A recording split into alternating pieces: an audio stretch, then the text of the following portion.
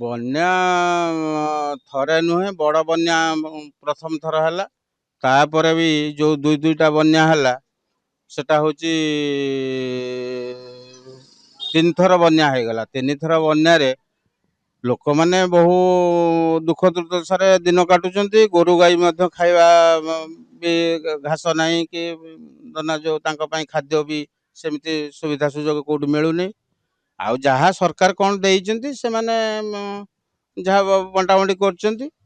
ଆଉ ସମ୍ପୂର୍ଣ୍ଣ ଫୁଲଫିଲ୍ କରିବା ପାଇଁ ଏମିତି କିଛି ଜଣାପଡ଼ୁନି। ଆଉ ତେଣୁ କରିକି ଏମିତି ବନ୍ୟା ତ ଆସିଛି, ଆଉ ବହୁ ଲୋକଙ୍କର ଘର ପାଣି ପଶିଛି, ପାଲ ନାହିଁ, ଆଉ ଖାଇବା ପାଇଁ ବି ମଧ୍ୟ ଲୋକମାନଙ୍କର ବହୁତ ଅସୁବିଧା। ରୋଷେଇ କରି ବି ପାରିବୁନାହାନ୍ତି, ଯେଉଁ ଜାଗା ମଳକ ଅଛି କେଉଁଠି ବି ଶୁଖିଲା, କାହାର ଅଛି ତ କାହାର ଓଦା ଚୁଲି, ଏମିତି ସବୁ ପରିସ୍ଥିତିରେ ଅଛନ୍ତି ଲୋକମାନେ। ଆଉ ଚାଷ ତ ଆଜ୍ଞା ଦେଖନ୍ତୁ, ତଳି ପଡ଼ିଥିଲା, ତଳି ପଡ଼ିଲା ପରେ ତଳି ପୁଣି ବାଗା ହେଇଥିଲା। ଆଉ ତା ପୂର୍ବରୁ କିଛି ଲୋକ ରୋଇ ଯାଇଥିଲେ ଧାନ, ପୁଣି ମଧ୍ୟ ସେ ରୁଆ ବି ଚାଲି ଯାଇଛି ଯାହା ଜଣାପଡ଼ୁଛି, ଆଉ ସିଏ ବି ରହିବ ନାହିଁ। ଆଉ ତଳି ତ ବାରମ୍ବାର କରି 2ବାର ବି ନଷ୍ଟ ହେଲାଣି। ଆଉ ଚାଷ ସମସ୍ୟା ଏମିତି। ଆଉ ପୋଖରୀ ଚାଷୀମାନେ ବି ମଧ୍ୟ ଲକ୍ଷ ଲକ୍ଷ ଟଙ୍କାର ମାଛ ବି ରଖିଥିଲେ, ସେମାନଙ୍କର ବି ନଷ୍ଟ ହେଇଛି। ତା ଭିତରେ ଫଳ ଫସଲ ଯେଉଁ ଆପଣ କହୁଛନ୍ତି, ଧର ଯେଉଁ ଯେକୌଣସି ଫସଲ ଆମେ କହିବା, ଭେଣ୍ଡି, ଜହ୍ନି, କାକୁଡ଼ି ଯାହା ବି ହଉ, ସେଗୁଡ଼ାକ ବି ସମ୍ପୂର୍ଣ୍ଣ ଭାବରେ ନଷ୍ଟ ହେଇଛି। ସେଗୁଡ଼ାକ ସେ ଗଛ ଆଉ ନାହିଁ। ତେଣୁକରି ଲୋକମାନଙ୍କର ଏମିତି ଲୋକମାନେ ଦୁଃଖରେ ଅଛନ୍ତି। ତେଣିକି ସରକାର କ'ଣ ୟାର ପଦକ୍ଷେପ ନେବେ, ଏଇଟା ହେଉଛି ଆମର ଗୁହାରି। ଆଉ ଆଜ୍ଞା, ବନ୍ୟାରେ ଅଛୁ କିଭଳି ପରିସ୍ଥିତିରେ? ମୁଁ ଗୋଟେ ଚା ଦୋକାନ କରିଛି ଅରୁଣ ବଜାରରେ। ସେ ଚା ଦୋକାନକୁ ମୁଁ ଆସିଲା ପରେ ବନ୍ୟା ଏମିତି ହେଲା, ଯାହାକି ମୁଁ ଦୀର୍ଘ 6-7 ଦିନ ହେଲା ମୋ ଘରକୁ ଯାଇପାରୁନି। ସେ ରାସ୍ତା ବୁଡ଼ିଛି, ଲୋକ କିଏ ଯାତାୟାତ କରିପାରୁନାହାନ୍ତି, ପୁରା ବହୁତ ବିଚ୍ଛିନ୍ନ ଅବସ୍ଥାରେ ଅଛି। ମୁଁ ଥରେ ଯାଇ ସେଇ ଯେଉଁ ଆମର ନୂଆ ବ୍ରିଜ୍ଟି ହେଇଛି, ତା ମୁଣ୍ଡରେ ଏଭଳି ଅବସ୍ଥା ହୋଇଛି, ଯାହାକି ମଣିଷ ଯାଇପାରିଲା ଭଳି ଅବସ୍ଥା ନାହିଁ। ବାଡ଼ି ଖଣ୍ଡେ ଧରିକି ବି ସାହସ ପଳଉନି, ଲୋକ ଫେରିକି ପଳାଉଛନ୍ତି। ଏଇ ଅବସ୍ଥାରେ ମୁଁ ବି ସାରେ ଗଲା ପରେ ସେଠି ଦେଖିଲି ଯାହା ପରିସ୍ଥିତି, ମୁଁ ଆଉ ଯାଇପାରିଲିନି। ତେଣୁକରି ଆସିକି ରହିଥିଲି। ଆଜି ଏଇ ବର୍ତ୍ତମାନ ଯାଉଛି, ଯାଇପାରିବି କି ନାହିଁ ସେଇଟା ସନ୍ଦେହ। ଆପଣମାନେ ଯାହା ଅନୁଭବ କରିବେ। ଆଉ ଆସିଛନ୍ତି, ଆମର ସାରେ ଆସୁଛନ୍ତି ଏଠିକି, ଦେଖୁଛନ୍ତି ପରିସ୍ଥିତିଟା କ'ଣ, କିଭଳି ଲୋକ ଅବସ୍ଥାରେ ଅଛନ୍ତି। ମୁଁ ବି ସାରେ ଘର କିଭଳି ପରିସ୍ଥିତି କ'ଣ ମୁଁ ଜାଣିନି, ମୁଁ ଦେଖି ନାହିଁ। ମୁଁ ଯାହା ଶୁଣୁଛି ଫୋନ୍ ମାଧ୍ୟମରେ, ନେଟୱାର୍କ ପାଉନି, କିଛି ଜାଣି ହେଉନି। ତେଣୁକରି ଭୋଟି ବି ନାହିଁ, ଏଠି କୌଣସି ସେଭଳି ଓଡ୍ରା ଟିମ୍ ବାଲା କେହି ନାହାନ୍ତି। ଆଉ କିଛି ଉପାୟ ନାହିଁ। ଆପଣମାନେ ଦେଖନ୍ତୁ, ଏଇ ପରିସ୍ଥିତି ଦେଖିକି ଯାଉଛନ୍ତି।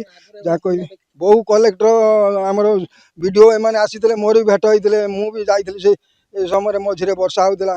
ସେ ଦେଖିକି ମୋତେ ପଚାରିକି ଜଣେ ଅନୁଭବ କଲେ ଯେ ୟା ପୂର୍ବ ପାଣିଟା କିଭଳି ହେଇଥିଲା, କ'ଣ କରିଥିଲା। ମୁଁ ବି ତାଙ୍କୁ କହିଥିଲି, ସେ ବି ଯାଇଥିଲେ। ଦେଖିକି ସେଠୁ ମୋ ସାଙ୍ଗେ କଥା ହେଇକି ଏଇପଟରେ ଆସିପାରିଲେ ନାହିଁ। ଚାଷ ବିଷୟରେ ଆଜ୍ଞା କ'ଣ କହିବି, ମୁଁ ସାରେ 1.5 ଏକର ଖଣ୍ଡେ ଜମି ରୋଇ ସାରିଥିଲି। ଆଉ ତଳି ଆହୁରି ଥିଲା କିଛି, ସେ ସମ୍ପୂର୍ଣ୍ଣ ନଷ୍ଟ ହେଇଯାଇଛି, କିଛି ଉପାୟ ନାହିଁ। ଅନୁରୋଧ କରୁଛି ସାରେ, ଯଦି ମୁଁ ସୋସାଇଟିରେ ଯେଉଁ ଲୋନ୍ଟା କରିଛି, ଯଦି ସେ ଲୋନ୍ଟା କିଛି ମୋତେ ଆପାତକୁ ଛାଡ଼ କରନ୍ତି ସାରେ, ମୁଁ କ'ଣ କିଛି ଉପକୃତ ହେବି।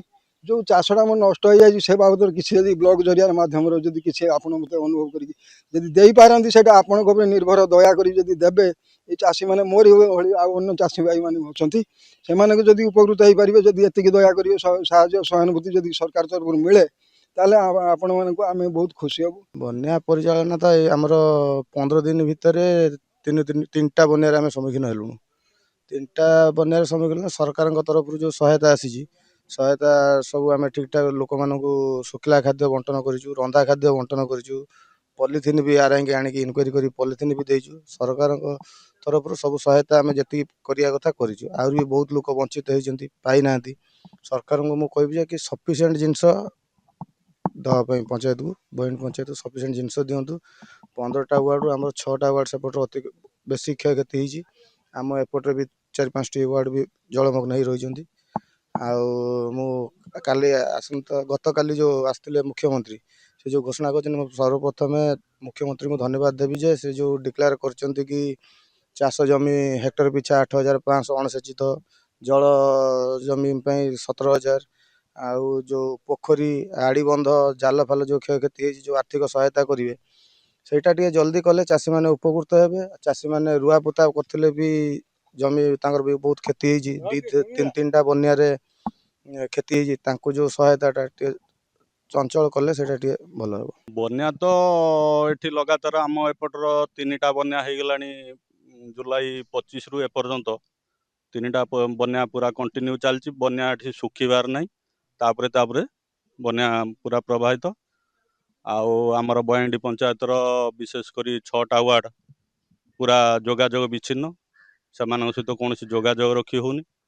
ଯାହା ଗଭର୍ଣ୍ଣମେଣ୍ଟଙ୍କ ସରକାର ମାଧ୍ୟମରେ ଯେଉଁ ରିଲିଫ୍ ଆସୁଛି, ସ୍ୱେଚ୍ଛାସେବୀ ମାନେ ଯେଉଁ ରିଲିଫ୍ ଦେଉଛନ୍ତି, ସରକାରଙ୍କ ଭୋଟି ମାଧ୍ୟମରେ ସେମାନଙ୍କ ପାଖରେ ପହଞ୍ଚା ଯାଉଛି।